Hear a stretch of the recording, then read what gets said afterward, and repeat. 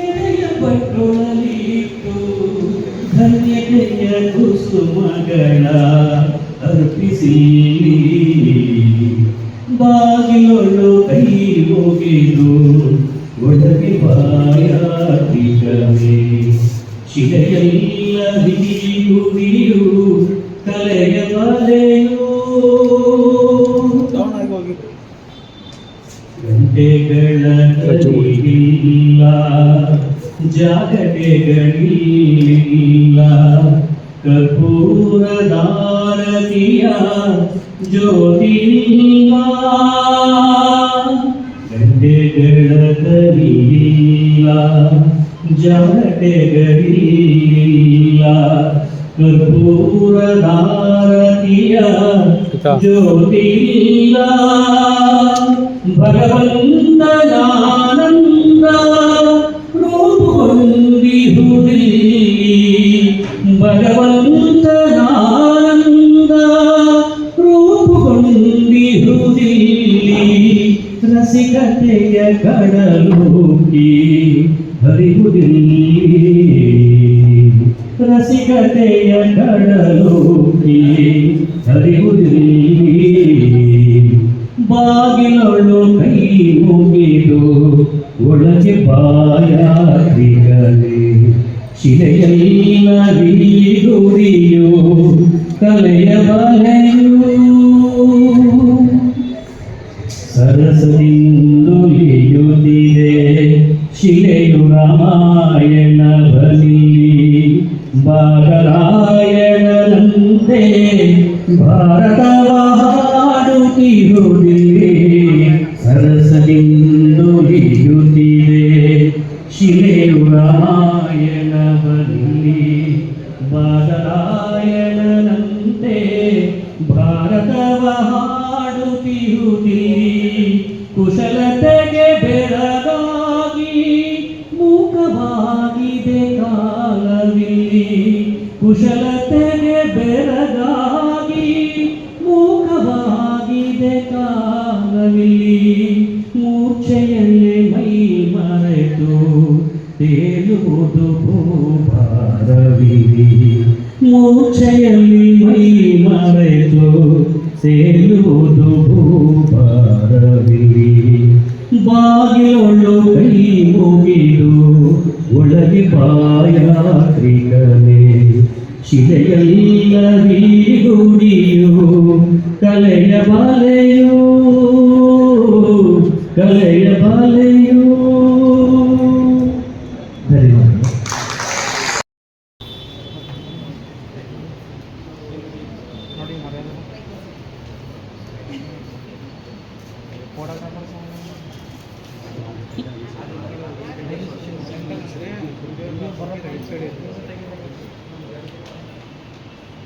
ಕವನದ ಶೀರ್ಷಿಕೆ ಅಪ್ಪ.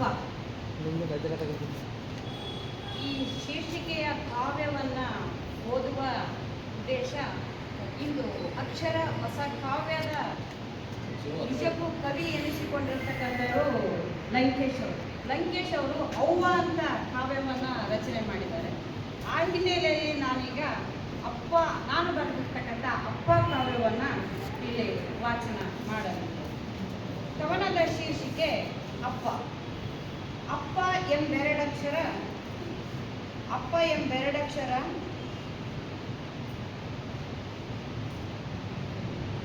ಹೆಮ್ಮೆಯ ಮಗಳ ಬೀಜಾಕ್ಷರ. ಅಪ್ಪನೆಂದರೆ ಸರ್ಗ, ಅಪ್ಪನೆಂದರೆ ಆಪ್ತ, ಅಪ್ಪನೆಂದರೆ ಅವಿನಾಭಾವತೆ, ಜೀವದ ಮೇರು ಪರ್ವತ ಅಪ್ಪ. ಎರಡು ತುಟಿಯ ನಾಭಿಯಿಂದ ಹೊಮ್ಮಿದ ಕಕ್ಕುಲಾತಿ ಕಾಣ್ಕೆ ನಮ್ಮಪ್ಪ. ದೀರ್ಘ ಮೌನವೇ ಮಂತ್ರ, ಚಿಂತಕ, ಅರ್ಥಶಾಸ್ತ್ರಜ್ಞ, ಕಲೆಗಾರ, ರಾಜಕಾರಣಿ, ಗಾಂಧಿಯ ಅನುಯಾಯಿ, ತ್ಯಾಗದಲ್ಲೂ ತ್ಯಾಗಿ ನಮ್ಮಪ್ಪ. ಕೊಡುಗೈ ದಾನಿ, ಧನಿಕರ ಧನಿಕ, ಶಬ್ದಗಳ ಹೇಗೆ ನುಸುರಲಿ ಕೊಡು ಪ್ರೀತಿ, ಬಿಚ್ಚಿ ತೋರಿಸಲು ಹೊಸ ಬಟ್ಟೆಯಲ್ಲ, ಅವಿತಿಡಲು ಹಳೆ ಕೌದಿಯ ಚಿತ್ತಾರವಲ್ಲ ನಮ್ಮಪ್ಪ. ಅಪ್ಪನ ಪ್ರೀತಿ ಮೊಗ್ಗರಡಿ ಹೂವಾದಂತೆ. ಅಪ್ಪನ ಪ್ರೀತಿ ಮೊಗ್ಗರಡಿ ಹೂವಾದಂತೆ. ಸೂರ್ಯ ಹುಟ್ಟಿದಂತೆ ಚಂದಿರ ಬೆಳಗಿದಂತೆ. ಸೂರ್ಯ ಉದಯಿಸಿದಂತೆ ಚಂದಿರ ಬೆಳಗಿದಂತೆ. ಶಬ್ದದೊಳಗಣ ನಿಶಬ್ದದಂತೆ ನಮ್ಮಪ್ಪ. ಶಬ್ದದೊಳಗಣ ನಿಶಬ್ದದಂತೆ. ಧನೇರ ಮಗಳೆಂಬ ಅಗ್ಗಳಿಕೆಯಲ್ಲಿ, ಧನೇರ ಮಗಳೆಂಬ ಅಗ್ಗಳಿಕೆಯಲ್ಲಿ ಎಲ್ಲರಂತಲ್ಲ ನಮ್ಮಪ್ಪ, ಎಲ್ಲರಂತಲ್ಲ ನಮ್ಮಪ್ಪ. ಬದುಕ ಬಂಡಿ ಎಳೆದ ಒಂಟಿ ಎತ್ತು, ಬದುಕ ಬಂಡಿ ಎಳೆದ ಒಂಟಿ ಎತ್ತು. ಪ್ರಾಯೋಗಿಕ ಮೌಲ್ಯಗಾರ, ಹಲವರಿಗೆ ಸಹಾಯಗಾರ. ಪ್ರಾಯೋಗಿಕ ಮೌಲ್ಯಗಾರ, ಹಲವರಿಗೆ ಸಹಾಯಗಾರ. ಸರಳ ಜೀವಿ, ಉನ್ನತ ಚಿಂತಕ. ಕಾಸು ಕಾಸು ಕೂಡಿಟ್ಟು ಬ್ಯಾಂಕಿಗೆ ಬಂಡವಾಳಗಾರ. ಸರಳ ಜೀವಿ, ಉನ್ನತ ಚಿಂತಕ. ಕಾಸು ಕಾಸು ಕೂಡಿಟ್ಟು ಬ್ಯಾಂಕಿಗೆ ಬಂಡವಾಳಗಾರ. ಅಭಿವೃದ್ಧಿಯ ಅಧಿಕಾರ, ಶಿಕ್ಷಣಕ್ಕೆ ಸಾಹುಕಾರ. ಚೇರ್ಮನ್, ಮಂಡಲ ಪ್ರಧಾನ, ಜನತಾ ಪಕ್ಷದ ಧುರೀಣ ನಮ್ಮಪ್ಪ. ನಿಷ್ಠಾವಂತ ಪ್ರಾಮಾಣಿಕ ರಾಜಕಾರಣಿ, ನಿಷ್ಠಾವಂತ ಪ್ರಾಮಾಣಿಕ ರಾಜಕಾರಣಿ. 10 ಅಡೆದಕ್ಕಿಂತ ಮುತ್ತಿನಂತ ಮಗನ ನಡೆದನೆಂಬ ಅಗ್ಗಳಿಕೆ ನಮ್ಮಮ್ಮನಿಗೆ. ಕುರುಕ್ಷೇತ್ರದ ಕೃಷ್ಣನ ಪಾತ್ರಧಾರಿ, ಅಭಿನಯ ಚತುರ. ಬೇಡುವವನಿಲ್ಲದೆ ಬಡವನಾದೆನೆಂಬ ಬಸವ ಭಕ್ತ, ಬೇಡುವವನಿಲ್ಲದೆ ಬಡವನಾದೆನೆಂಬ ಬಸವ ಭಕ್ತ. ಬಾಲ್ಯದಲ್ಲಿ ಮಲಗಿರುವಾಗ ತಾಯಿ ಹಿಂಗ ಮಕ್ಕಂಡ್ರೆ ಹೆಂಗ ಉಣ್ಣಾಕ್ ಬರ್ತೈತಿ, ತಾಯಿ ಹಿಂಗ ಮಕ್ಕಂಡ್ರೆ ಹೆಂಗ ಉಣ್ಣಾಕ್ ಬರ್ತೈತಿ. ಮೈ ದಡಿವಿದ ಎಚ್ಚರದಲ್ಲೇ ಇಂದು ಅದೇ ಎಚ್ಚರದ ಎಚ್ಚರಗಾರ, ಇಂದು ಅದೇ ಎಚ್ಚರದ ಎಚ್ಚರಗಾರ. ಆಳ್ಮಗನಿಗೆ ಹೊಲವ ನೋಂದಾಯಿಸಿ ಕೊಟ್ಟ ಹಪ್ಪ.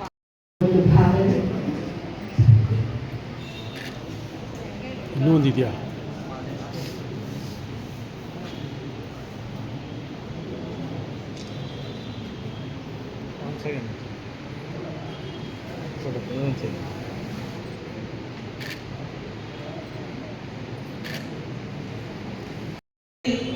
ಒಂದಷ್ಟು ಓದಿನ ಚಟುವಟಿಕೆಗಳು ಮಾಡಬೇಕು.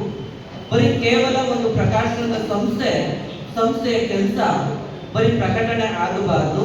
ಅದ್ರ ಜೊತೆ ಪುಸ್ತಕಗಳನ್ನು ಹೊರತರೋದ್ರ ಮೂಲಕ ಅದಲ್ಲ ನಮ್ಮ ಕೆಲಸ. ಮನೆಗೆ ಅಥವಾ ಶಾಲಾ ಕಾಲೇಜುಗಳಿಗೆ ಅಥವಾ ಸಾಮಾನ್ಯ ಜನರೆಡೆಗೆ ಪುಸ್ತಕಗಳನ್ನ ಓದುವ ಅಭಿರುಚಿಯನ್ನ ಬೆಳೆಸಬೇಕು ಅಂತ ಒಂದು ಉದ್ದೇಶದಿಂದ ಪರಿಚಯ ಪ್ರಕಾಶನ ಸ್ಥಾಪನೆ.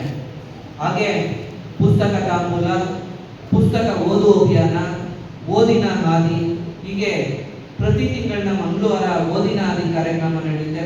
ಅದರಲ್ಲಿ ಹೆಚ್ಚು ಸಾಹಿತ್ಯಾಸಕ್ತರು ಪಾಲ್ಗೊಳ್ತಾರೆ. ಹೀಗೆ ಒಂದಷ್ಟು ವಿಭಿನ್ನ ಕಾರ್ಯಕ್ರಮಗಳನ್ನ ನಾವು ಮಾಡ್ಕೊಂಡು ಬರ್ತಾ ಇದ್ದೀವಿ. ಹಾಗೆ ಇಡೀ ಕರ್ನಾಟಕದಲ್ಲಿ ಒಂದು ಸದ್ದನ್ನ ಮಾಡಿದ್ದು ನಾವು ಪಾಕೆಟ್ ಸ್ಟೋರೀಸ್ ಅಂತ ಒಂದು ಪುಸ್ತಕಗಳನ್ನ ಮಾಡಿದ್ವಿ. 3 ಪುಸ್ತಕಗಳನ್ನ ಹೊರತಂದು ಅವು ಕರ್ನಾಟಕದಲ್ಲಿ ಮೊದಲನೇ ಬಾರಿಗೆ, ಅಂದ್ರೆ ಅದೊಂದು ಯಾವುದೇ ಒಂದು ಜೇಬೊಳಗೆ ಹಾಕೊಳ್ಳುವಷ್ಟು ಒಂದು ಚಿಕ್ಕ ಪುಸ್ತಕ ಅದು. ಮತ್ತೆ ಒಂದು ಕತೆ ಒಂದು ಪುಸ್ತಕ. ಅಂದ್ರೆ ಈಗ ಒಂದು ಕಥಾ ಸಂಕಲನ ಅಂದ್ರೆ ಒಂದು 7, 8 ಅಥವಾ 10, 5 ಕಥೆಗಳಿರ್ತವೆ. ಆದ್ರೆ ಯುವಕರಿಗೆ ನಾವು ಒಂದು ಉತ್ಸಾಹವನ್ನ ಮತ್ತೆ ಓದಿನ ಕ್ರಿಯೆಯನ್ನ ಬೆಳೆಸಲಿಕ್ಕೋಸ್ಕರ ನಾವು ಅವ್ರ ಪಾಕೆಟ್ ಸ್ಟೋರೀಸ್ ಅನ್ನ ಬೆಳೆಸೋ ಪ್ರಜಾವಾಣಿ, ವಿಜಯ ಕರ್ನಾಟಕ ಮತ್ತೆ ಒಂದಷ್ಟು ಸಾಹಿತ್ಯಾಸಕ್ತರು ವಿಮರ್ಶೆ ನಿಜವಾದ ಒಳ್ಳೆಯ ಮನಸ್ಸುಗಳು ಬೆಳಬೇಕಾಗಬೇಕು ಈ ಸಂದರ್ಭದಲ್ಲಿ. ಯಾಕೆ ಕವಿಗಳು, ಕವಿತೆಗಳು, ಕವನಗಳು, ಸಾಹಿತ್ಯಗಳು ಅನ್ನು ಹೊಂದಿದ್ದಾರೆ? ಅದು ಅಂತರಾಳದಿಂದ ಬರುತ್ತೆ. ಕವಿ ಯಾವತ್ತೂ ವಚನ ಹುಡುಕ್ತಾ ಇರ್ತಾನೆ, ಕನ್ನಡಗಳನ್ನು ನೋಡ್ತಾ ಇರ್ತಾನೆ, ಅವನ ಪ್ರಕೃತಿಯನ್ನು ನೋಡ್ತಾ ಇರ್ತಾನೆ. ಅವನು ಮನಸ್ಸಿನಿಂದ ಹೇಳಿ ಖಂಡಿತ ಉದ್ಯೋಗ ಪುಸ್ತಕಗಳು. ಭಾಳ ಸಂತೋಷ ಆಗ್ತದೆ. ಇವತ್ತು ಮಂಡ್ಯದ ಆಲ್ಮೋಸ್ಟ್ ತುಂಬ ಜನ ಕವಿಗಳು ಇವತ್ತು ಬಂದಿದ್ದಾರೆ. ನಾನು ಕೇಳ್ತಿದ್ದೆ ಕವಿತೆಗಳು 40 ಜನ ಬಂದಿದ್ದೀರ. 40 ಜನ 3 ನಿಮಿಷ ಅಂದರೂ ಹೇಳೋವಂದು ಗ್ಯಾರಂಟಿ. ಸೊ ನಾನು ಇನ್ನೂ ನೀವು ಹೇಳೋದು ನಮ್ಮಲ್ಲಿ ಯಾವುದೇ ಭಾಷಣದಲ್ಲಿ ಅಭ್ಯಾಸ. ಆದರೆ ಒಂದು ಹೇಳ್ತೀನಿ, ನಾವು ಯಾವತ್ತೂ ಸಾಹಿತ್ಯವನ್ನು ಓದಬೇಕು. ಅದನ್ನು ನೀವು ಬರೆಯೋದು ಇನ್ನೂ ದುಪ್ಪಟ್ಟು ಮಾಡಬೇಕು. ಯಾಕಂದರೆ ಓದೋರು ನಾವು ನೆನೆಸ್ತಾ ಇರ್ತದೆ, ನಾವು ಓದ್ತಾರ 1000ರಲ್ಲಿ ಒಂದು 10 ಜನ ಓದಿದ್ರು ಅವ್ರ ಮನಸ್ಸಿಗೆ ಮುಟ್ಟುತ್ತೆ. ನೀವೆಲ್ಲರೂ ನಿಮ್ಮ ಬರಹಗಳನ್ನ ಮುಂದುವರಿಸಿ, ನೀವೆಲ್ಲರೂ ಹಿರಿಯರಿದ್ದೀರ, ಇವೆಲ್ಲ ಅನುಭವದ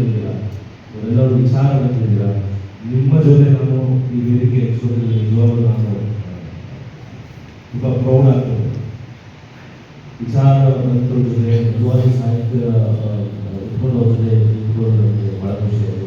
ಇದನ್ನು ನಾನು 36ನೇ ಜನವರಿ ಯಾವಾಗ ಹುಟ್ಟಿದ್ದು ಹಬ್ಬ ಅಂತ ಹೇಳಿ ನಾವು ಹುಟ್ಟಿದ್ವಿ. ನಾವು ಯಾವ ಮನುಷ್ಯನ ಹುಟ್ಟು ಸಾರ್ಥಕವಾಗ್ತದೋ ಆ ಸಾರ್ಥಕದ ಜೀವನವನ್ನು ಇನ್ನೊಂದು ಜನ ಸಂಬಂಧಿಸಿದಾಗ ಹುಟ್ಟಬಾರ್ದು. ನನಗೂ ಹುಟ್ಟಿದ ದಿನ 36 ಹುಟ್ಟಿದ ದಿನ. ಬಟ್ ನಾನು ಎಲ್ಲ ಕಡೆ ಹೇಳ್ತಾ ಇದ್ದೀನಿ, ಯಾವತ್ತೋ ಒಂದು ನಾನು ಹುಟ್ಟಿದ ಹಬ್ಬ ಮಾಡ್ಕೊಂಡೇ ಮಾಡ್ಬೋದು ಅನ್ನೋದು ನನ್ನ ವಿಚಾರ ಇದೆ. ಇವತ್ತು ನಾವು ಸ್ಟೇಜಲ್ಲಿ ಇದು ನೋಡ್ಬಿಟ್ಟು ನನಗೆ ಭಾಳ ಖುಷಿ ಆಗುತ್ತೆ. ಅದೆಲ್ಲೊಬ್ಬ ಪ್ರಭು ಕರ್ಕೊಂಡ್ರಪ್ಪ ಬೇರೆ ಲಾಗಲ್ಲಿ ಆಗಿತ್ತು. ಎಷ್ಟು ಚೆನ್ನಾಗಿ ಚೆನ್ನಾಗಿ ಡಿಸೈನ್ ಮಾಡಿದ್ದಾರೆ. ಭಾಳ ಸರ್ ಎಲ್ಲರಿಗೂ ಹೇಳ್ತೀವಿ, ಒಂದಷ್ಟು ಒಳ್ಳೆ ಕ್ರಿಯಾಶೀಲ ಮನಸ್ಸುಗಳು ಇಲ್ಲಿ ಕೆಲಸ ಮಾಡ್ತಾರೆ. ಅದು ಕಾಣಿಸ್ತದೆ ಅಥವಾ ಕಾಣಿಸ್ತಾ ಇದೆ. ವೇದಿಕೆ ಮೇಲೆ ಒಂದಷ್ಟು ಆಗ್ತಾರೆ, ವೇದಿಕೆ ಮೇಲೆ ಕಾಣದಿದ್ದು ನಿಜವಾಗ್ಲೂ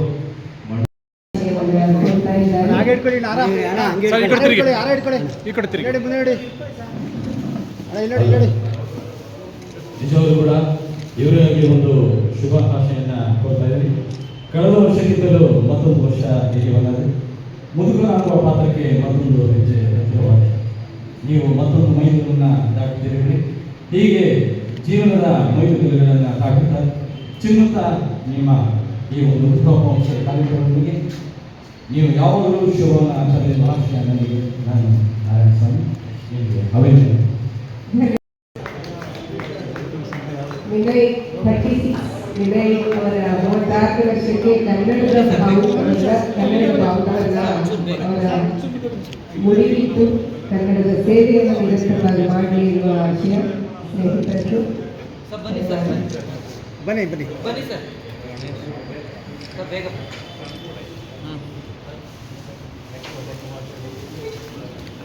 ಸರ್ ಈ ಕಡೆ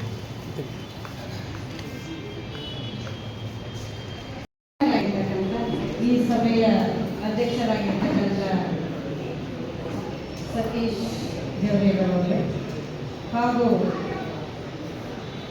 KT ಹನುಮಂತ್ ಅವರೇ, ಇದೀಗ ಹುಟ್ಟುಹಬ್ಬ ಆಚರಿಸಿಕೊಂಡು ಹೊರಟಿರ್ತಕ್ಕಂಥ ವಿನಯ್ ಅವರೇ, ಧನುಷ್ ಅವರೇ ಹಾಗೂ ಕೆರಗೋಡು ಅಂದರೆ ನನಗೆ ಪಂಚಲಿಂಗೇಶ್ವರ ನೆನಪಾಗೋದು. ಪಂಚಲಿಂಗೇಶ್ವರ ತುಂಬ ಇಷ್ಟವಾದ ಒಂದು ದೇವರು ನನಗೆ. ಆ ಊರಿನ ಪ್ರಸನ್ನ ಸರ್, ಆಂಗ್ಲ ಭಾಷಾ ವಿದ್ವಾಂಸರು, ಅಧ್ಯಾಪಕರು, ಹಾಗೂ ಮೇಡಮ್ ಭವಾನಿ ಗೌರಿ ಅವರು ಕೇಳ್ಬೋದು. ಗುಡ್ ಒಳ್ಳೆಯದಾಗಿ. ನಾನು ಬೆಸಗರಡಿಯಲ್ಲಿ ಉಪನ್ಯಾಸಕರಾಗಿ ಕೆಲಸ ಮಾಡುವಾಗ ಮಾರ್ಚ್ 8ನೇ ತಾರೀಕು ಇದೇ ವೇದಿಕೆಯಲ್ಲಿ ಲೇಡೀಸ್ ಕಂಪಾರ್ಟ್ಮೆಂಟ್ ನಾಟಕವನ್ನು ಅಭಿನಯ ಮಾಡಿ ಲಾವಣಿಯನ್ನು ಹಾಡಿ ಉಪನ್ಯಾಸ ಮಾಡಿ ಹೋಗಿದ್ದೆ. ಕೋಇನ್ಸಿಡೆನ್ಸ್ ಏನಪ್ಪ ಅಂದರೆ, ಇವತ್ತು ಮೈಸೂರು ಆಕಾಶವಾಣಿಯಲ್ಲಿ ಲೇಡೀಸ್ ಕಂಪಾರ್ಟ್ಮೆಂಟ್ ನಾಟಕ ಬಾನುಲಿಯಲ್ಲಿ ಪ್ರಸಾರವಾಯಿತು. 4 ಗಂಟೆಯಿಂದ 4:30ರವರೆಗೂ. ಇವೆಲ್ಲವೂ ಏನೋ ಒಂದು ಕೋಇನ್ಸಿಡೆನ್ಸ್ ಅಂತಲೇ ನಾನು ಇಲ್ಲಿ ಹೇಳಲಿಕ್ಕೆ ಬಯಸ್ತೇನೆ. ಪ್ರೀತಿಯ ಮಂಡ್ಯದ ಎಲ್ಲ ಕವಿ ಮನಸ್ಸುಗಳೇ, ಇವತ್ತು ಅಕ್ಷರ ಹೊಸ ಕಾವ್ಯ ಅಂತ ಈ ವಸಂತ ಕಾವ್ಯಗೋಷ್ಠಿಯನ್ನು ಹಮ್ಮಿಕೊಂಡಿರುವುದಕ್ಕಾಗಿ ತಮಗೆ ಅಭಿನಂದನೆಗಳು, ಆರಾಧ್ಯ ಅಭಿನಂದನೆಗಳು. ಕಾರಣ ಏನಪ್ಪ ಅಂತಂದರೆ, ಕವಿತ್ವ ಅನ್ನೋದು ಪ್ರತಿಯೊಬ್ಬ ಮನುಷ್ಯನಲ್ಲಿ ಇರ್ತಕ್ಕಂಥ ಒಂದು ಗುಣ. ಕವಿ ಮನಸ್ಸು ಎಲ್ಲರಿಗೂ ಇರುತ್ತೆ. ಪ್ರಪಂಚದಲ್ಲಿ ಪ್ರಪ್ರಥಮವಾಗಿ ಇಡೀ ಪ್ರಪಂಚದಲ್ಲಿ ಕಾವ್ಯದ ಮೂಲಕ ಸ್ವಾತಂತ್ರ್ಯವನ್ನು ಪಡೆದಿರ್ತಕ್ಕಂಥ ದೇಶ ಯಾವುದಪ್ಪ ಅದು ಅಂದರೆ ಫಿನ್ಲ್ಯಾಂಡ್ ದೇಶ. ಫಿನ್ಲ್ಯಾಂಡ್ ದೇಶದಲ್ಲಿ ಕಲೆವಾದ ಎನ್ನುವ ಜಾನಪದ ಕಾವ್ಯವನ್ನು ಹಾಡ್ತಾ ರಷ್ಯಾದ ಬೂರ್ಜುವಾಗಳ ವಿರುದ್ಧ ಹೋರಾಟ ಮಾಡಿ ಫಿನ್ಲ್ಯಾಂಡಿನ ಜನ ಸ್ವಾತಂತ್ರ್ಯವನ್ನು ಪಡೆದರು. ಅಂದರೆ ಕಾವ್ಯಕ್ಕೆ ಆ ಶಕ್ತಿ ಇದೆ ಅನ್ನೋದನ್ನ ನಾವಿಲ್ಲಿ ಕಾಣ್ಕೋಬೇಕಾಗಿದೆ. ಅದು ಜಾನಪದ ಆಗಿರ್ಬೋದು, ಅದು ಶಿಷ್ಟ ಆಗಿರ್ಬೋದು.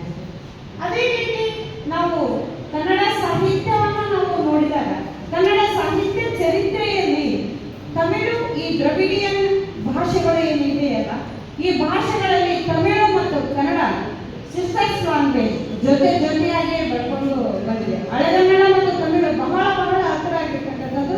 ಹಾಗೆ ಹೊಸಗನ್ನಡ ಮತ್ತು ತೆಲುಗು ಎರಡೂ ಒಂದು ಸಹೋದರ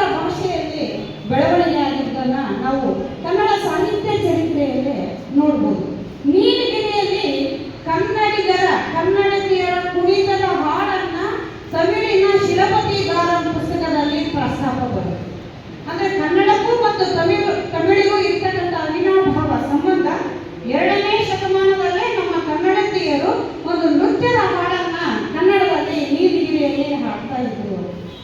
ಆದರೆ ನೀಲಗಿರಿ ಕನ್ನಡ ಆಗಲಿಲ್ಲ. ಕಾರಣ ಅಲ್ಲಿ ಅಕ್ಕಮ್ಮ ಅಂತ ಒಬ್ಬ MLA ಇರ್ತಾರೆ.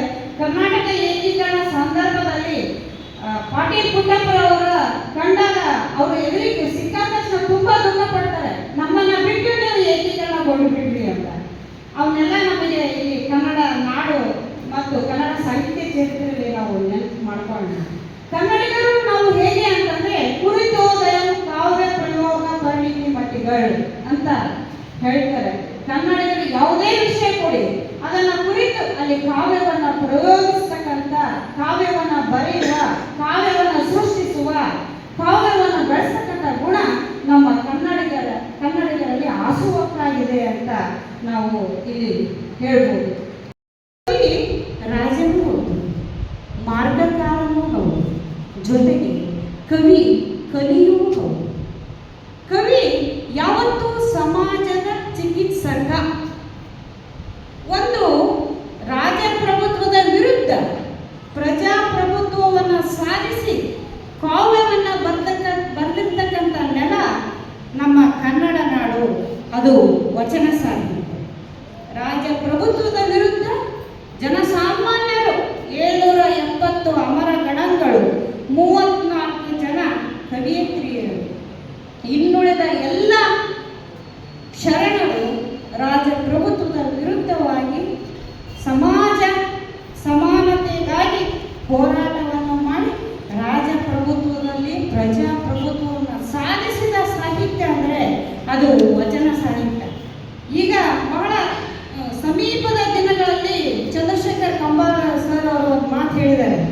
ಪ್ರಪಂಚದ ಎಲ್ಲ ಭಾಷೆಗಳು ಅಳಿದರೂ ಕೂಡ ಕನ್ನಡ ಮಾತ್ರ ಉಳಿಯುತ್ತೆ. ಕಾರಣ ಅಲ್ಲಿ ವಚನಗಳು